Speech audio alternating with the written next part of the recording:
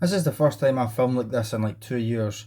I'm kind of getting fed up knocking my phone down and I don't feel like smashing it. Anyway, this is the Bruni New Police blank firing pistol.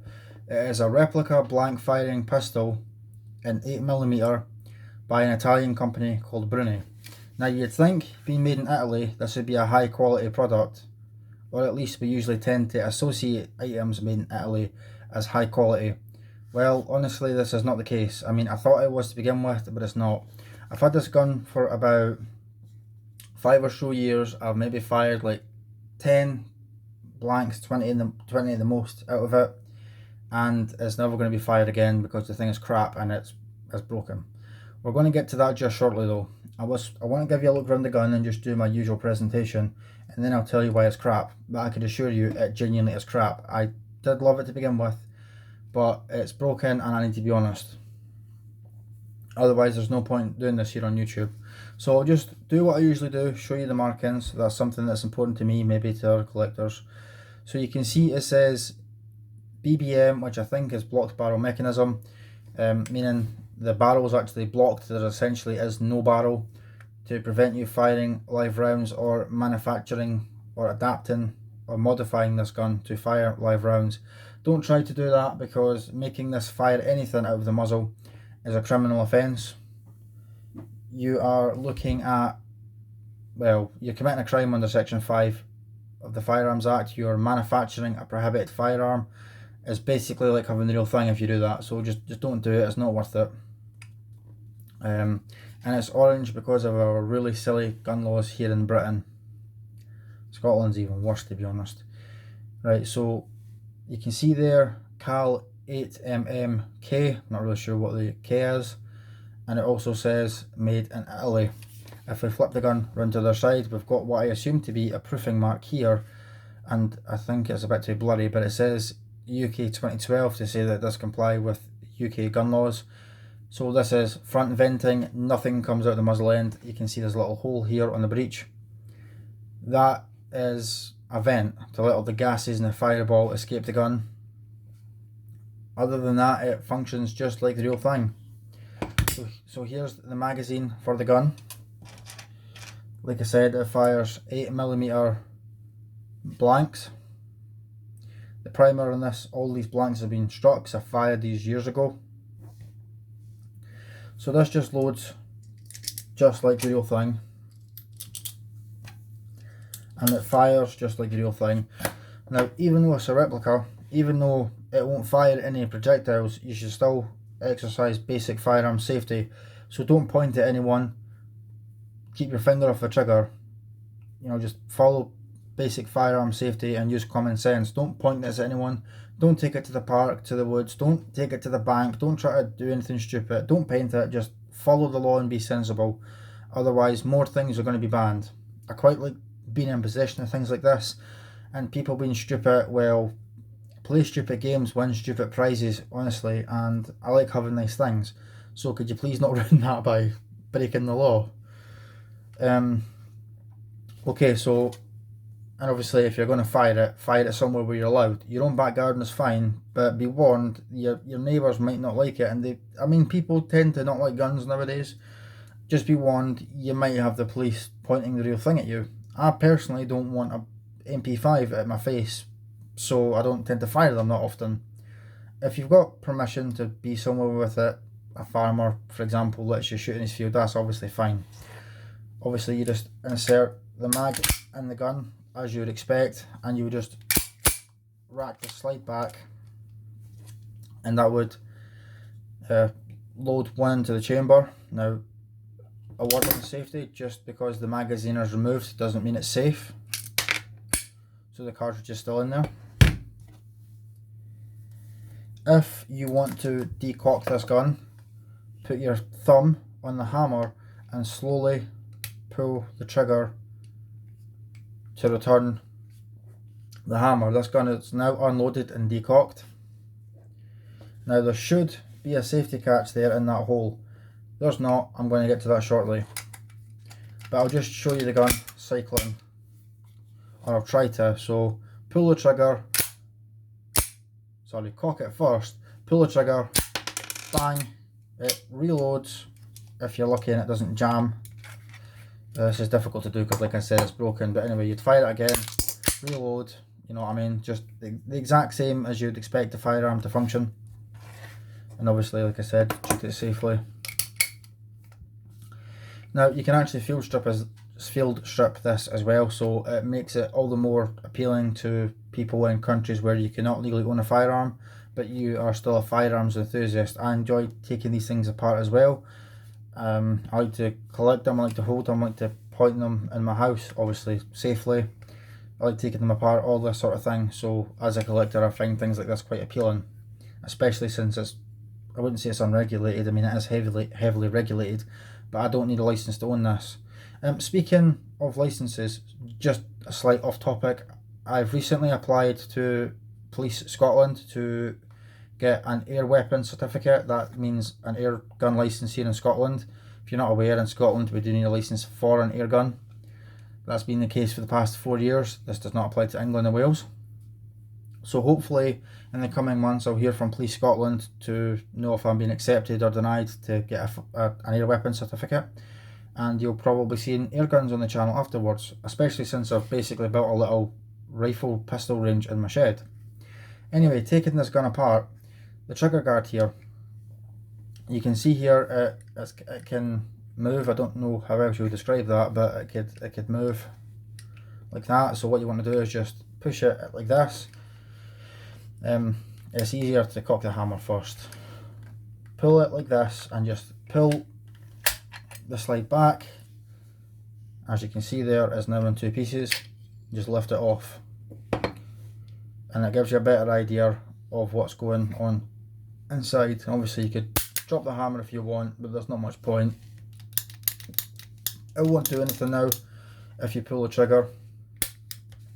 Of course this thing is single and double action, so single action, I always get the two mixed up, so if I say this the wrong way around I apologise, but basically it means you could cock it and then fire it, or just straight up fire it.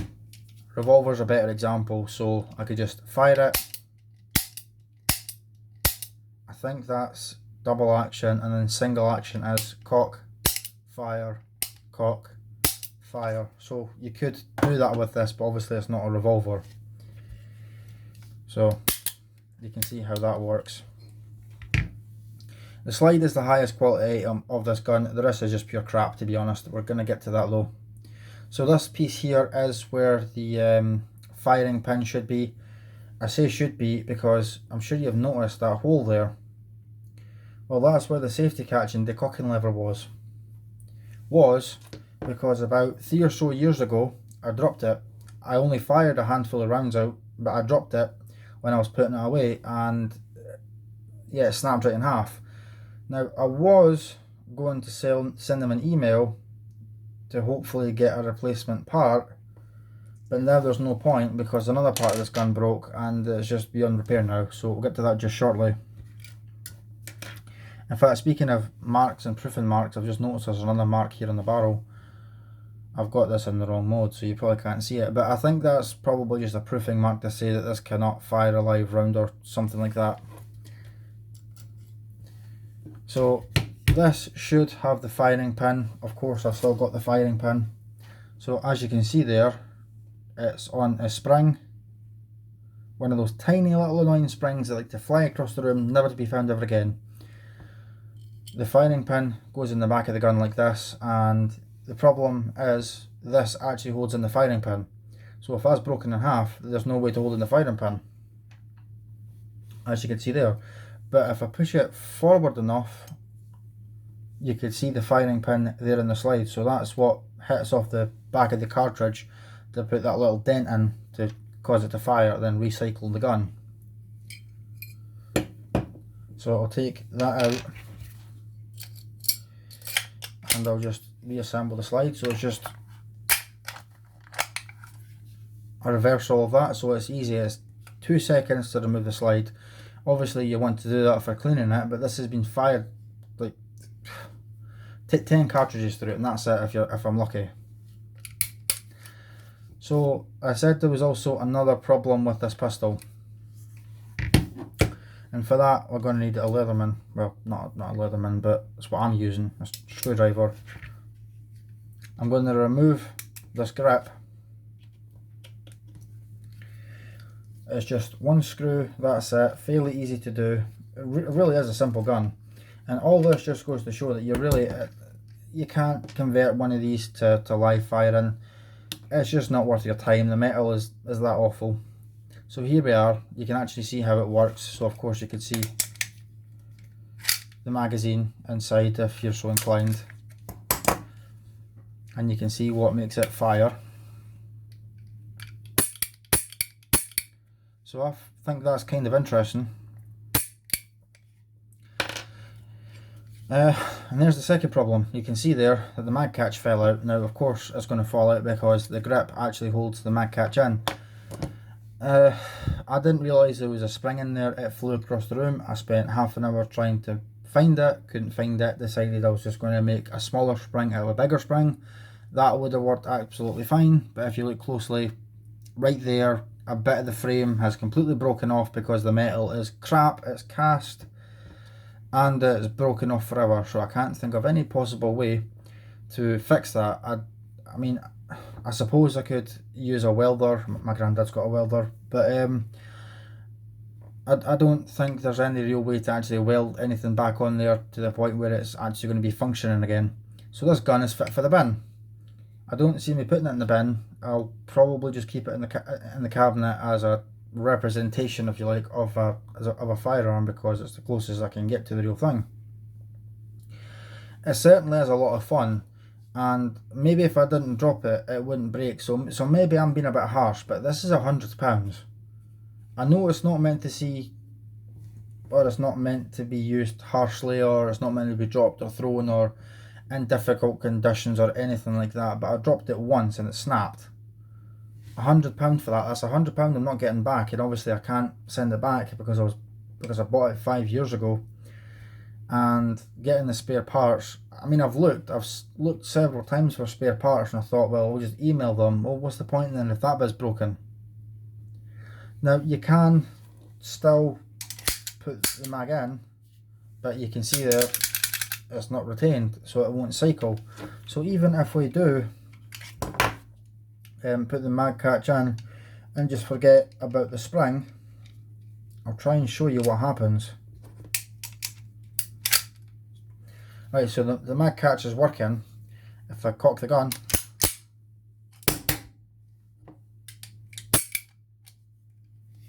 the mag just falls out.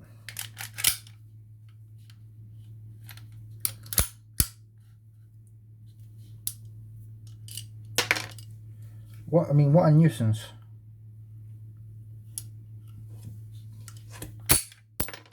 See, parts just fall out. So there's no real way to solve this issue, at least not that I can think of. I mean, of course, if you've got any ideas, I'll read your comments, as I always do. I think it's a shame because it does feel really nice in the hand.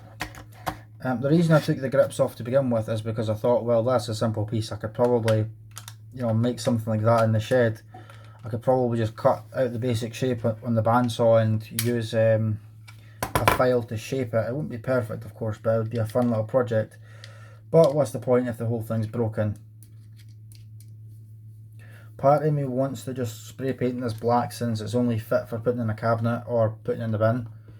It's not like this is going to be fired, and I'm obviously not going to take a broken gun out, so I don't know, probably wouldn't. Anyway, that pretty much concludes it. I don't think there's really that much more to say about this thing. I wasn't going to make a video about this because, well, what was the point? But I sort of thought, well, I'm a bit angry that it just breaks that easily. I mean, I know I'm not the most gentle of people, but I do try to look after my things, you know what I mean? And I dropped it once, a bit breaks, fine, I shouldn't have dropped it. Another bit broke just because I was trying to put a spring in. So I don't see the point. On a positive note, I finally got around to buying some 2.2 rimfire blanks for the Olympic 6 blank firing revolver. So maybe I'll have a shot, maybe I won't. Have to wait and see.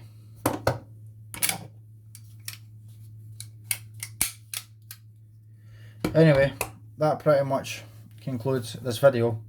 Thanks for watching and have a good day.